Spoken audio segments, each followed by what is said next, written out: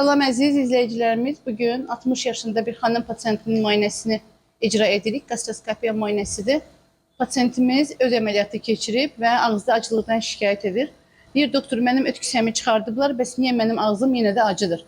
Əzizlərim, öt kisəsi çıxması bizdə öz yoxdur demək deyil. Öt kisəsi qaraciyərdə ifraz olunur və yağların həzmində iştirak edir. Və öt kisəsi əməliyyatından sonra, xolestektomiyadan sonra xəstələrdə ağızda acılıq şikayəti demək olar ki, hamısında aşkarlanır. Gördüyünüz kimi burada presipit olunmuş öd qalıqları var. Öt kisəsi çıxmış şəxslər həmişə gastroenteroloqun nəzarətində qalmalıdırlar. Əzizlərim, endoskopik müayinələrdən qorxmayın. Müayinələrimiz yüngül yuxu altında aparılır.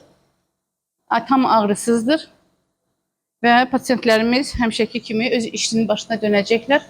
Unutmayın ki, erkən diaqnoz həyat qurtarır. HCC Clinical Hospital, sağlamlığınızı bizə etibar edin.